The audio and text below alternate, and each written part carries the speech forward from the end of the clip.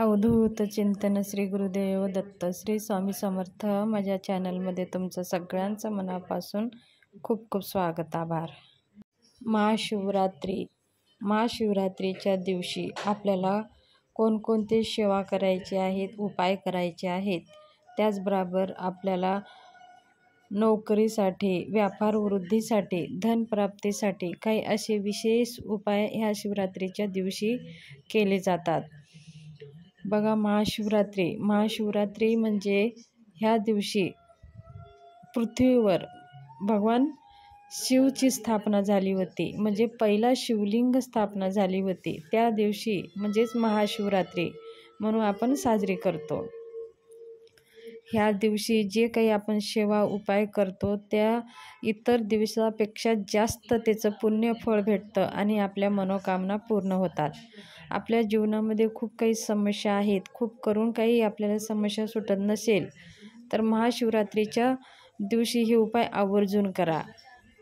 आणि महाशिवरात्रीचं व्रतसुद्धा आवर्जून करायला पाहिजे। महाशिवरात्री व्रत केल्याने आपले सगळे काही दोष आहेत, पाप आहेत, ते नष्ट होतात। आणि महाशिवरात्रीच्या दिवशी आपल्याला जागरण करून भगवान शंकराची सेवा करायची असते, अभिषेक करायचा असते। ते कसं करावे ते व्हिडिओ माझ्या चॅनलवरती येणार आहे, पण आज आपण जाणून घेणार आहोत महाशिवरात्रीच्या दिवशी काही विशेष उपाय करायचे असतात। तर ते उपाय कसे करावे आणि ते उपाय केल्याने आपल्याला कोणकोणते फायदे होणार आहेत ते आज आपण जाणून घेणार आहोत। महाशिवरात्रीच्या दिवशी लवकर आपल्याला उठायचं आहे। लवकर ब्रह्ममुहूर्तामध्ये उठून स्नान करून स्वच्छ पांढरे शुभ्र कपडे परिधान करायचे आहेत। भगवान शंकराला पांढरे कपडे खूप आवडतात, म्हणून आपल्याला आपल्या अंगावर पांढरे शुभ्र कपडे घालायचे आहेत। त्याचबरोबर आपल्याला सूर्याला जल अर्पण करून आपली घरामधल्या जे भगवान शंकराची पिंड असेल आपल्या घरामध्ये, जर घरामध्ये भगवान शंकराची पिंड नसेल, शिवलिंग नसेल, तर घरामध्ये शिवलिंग स्थापना करण्यासाठी अत्यंत महत्त्वाचा हा दिवस आहे। ह्या दिवशी आपण आपल्या घरामध्ये शिवलिंग नसेल तर शिवलिंग आणून आपण विधिवत पूजा करून घरामध्ये शिवलिंगाची स्थापना करू शकता। तर आपल्याला लवकर उठून आंघोळ करून सूर्याला जल देऊन आपल्या देवघरामधल्या भगवान शंकराच्या पिंडीवर आपल्याला अभिषेक करायचा आहे।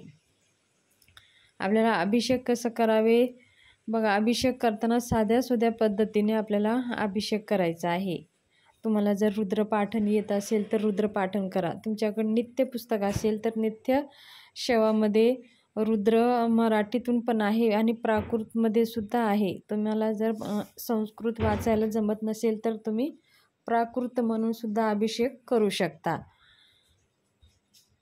त्या भगवान शंकराच्या पिंडीवर अभिषेक करताना आपल्याला गळती लावायची आहे। गळती म्हणजे आपण जे काही मंत्र म्हणून आपण अभिषेक करतो तर आपलं भगवान शंकराच्या पिंडीवरती ते अखंड जल अर्पण करत राहायचं आहे। जर तुम्हाला रुद्र वाचायला जमत नसेल तर तुम्ही शिव महिम स्तोत्र वाचून तुम्ही भगवान शंकराच्या पिंडीवर अभिषेक करू शकता, किंवा जर ते पण येत नसेल तर महामृत्युंजय मंत्र आपल्याला 108 वेळेस म्हणून महामृत्युंजय मंत्र म्हणून भगवान शंकराच्या पिंडीला अभिषेक करायचा आहे।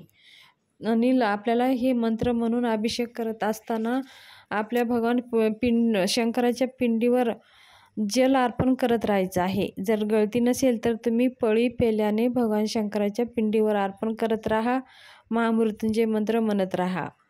आणि 108 वेळा झाले तर मग आपल्याला भगवान शंकराची पिंड स्वच्छ पुसून घ्यायचं आहे आणि एक पाटा ठेवायचा आहे, त्याच्यावरती एक पांढरा कपडा अंथरून त्याच्यावर थोडेसे अक्षता ठेवून भगवान शंकराची पिंड त्याच्यावरती स्थापना करायची आहे। मग शंकराच्या पिंडीला धूपदीप ओवाळून भस्म लावून नैवेद्य अर्पण करायचं आहे।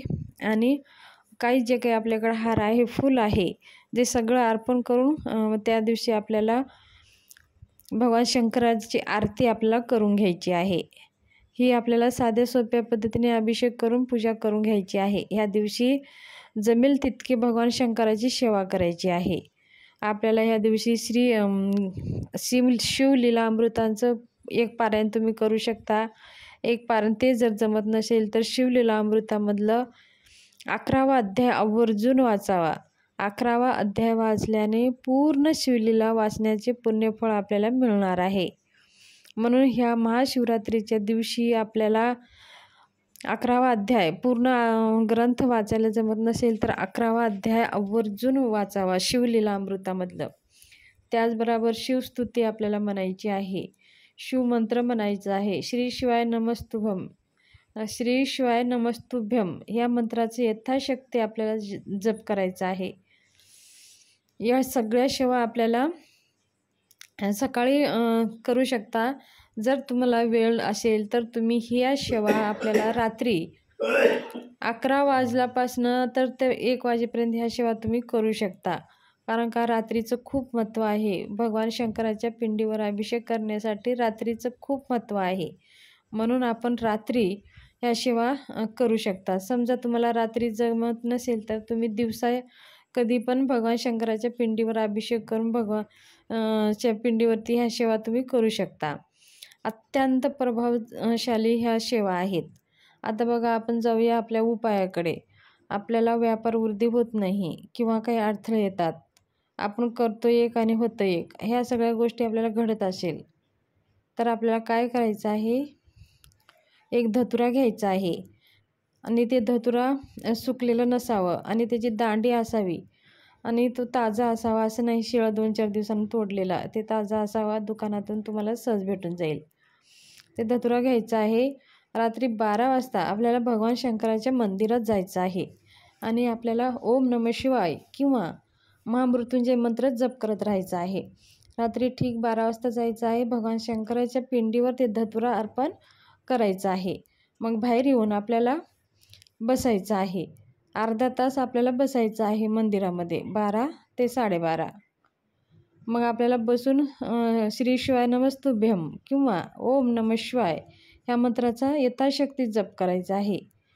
किंवा तुम्ही 108 वेळा म्हणजे 11 माळी तुम्ही जप करू शकता.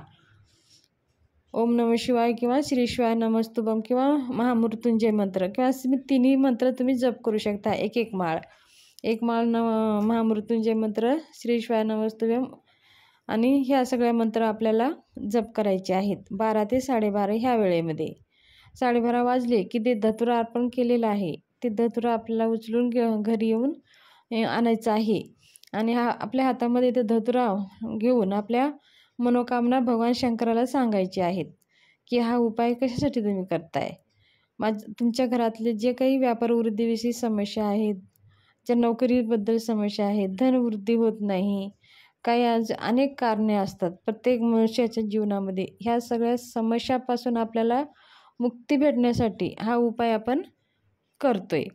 तर तो धतुरा घेऊन यायचा आहे आणि तो धतुरा आपल्याला एका लाल कपड्यामध्ये बांधायचा आहे.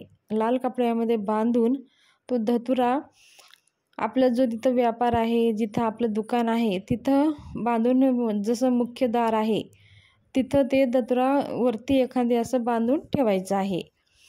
ते धतुरा लाल कपड्यामध्ये बांधून ते वरती लटकून द्यायचं आहे आणि पुढची महाशिवरात्री येईपर्यंत तो धतुरा तिथंच राहू द्यायचा आहे आणि मग महाशिवरात्रीला तो धतुरा चेंज करायचा आहे आणि दुसरा धतुरा आपल्याला घ्यायचा आहे. तर व्यापार वृद्धीसाठी अत्यंत महत्त्वाची ही आणि महाउपाय आहे. ही सेवा तुम्ही आवर्जून करा. एक धतुरा अर्पण करा आणि ते धतुरा वर्षभर आपल्या मुख्य दरवाजासमोर लटकून ठेवा. त्याचबरोबर दररोज भगवान शंकराच्या मंदिरात तुम्हाला जायचं आहे आणि भगवान शंकराची सेवा आपल्याला करायची आहे. थोडं 1 लोटा पाणी घेऊन जायचं आहे. भगवान शंकराच्या पिंडीला अर्पण करून आपल्याला दररोज एक दिवा लावून भगवान शंकराला विनंती करून यायची आहे. ही सेवा तुम्ही करा, तुमचे सगळे कार्य पूर्ण होतील. तुम्हाला अशक्य त्या गोष्टी शक्य होतील. म्हणजे स्वामीचं एवढं ताकद आहे ह्या सेवेमध्ये. ही सेवा तुम्ही चुकू नका. वर्षातून एकदाच हा मौका भेटतो. स्वामी महाराजसुद्धा भगवान शंकराचेच रूप आहेत. म्हणून स्वामी सेवा केली तरी काय आणि भगवान शंकराची सेवा केली तरी काय, सर्व एकच आहे. म्हणून महाशिवरात्री हे भगवान शंकराला समर्पित दिवस आहे, म्हणून ह्या दिवशी आपल्याला उपवास, व्रत, दान, धर्म करण्याला खूप महत्त्व आहे.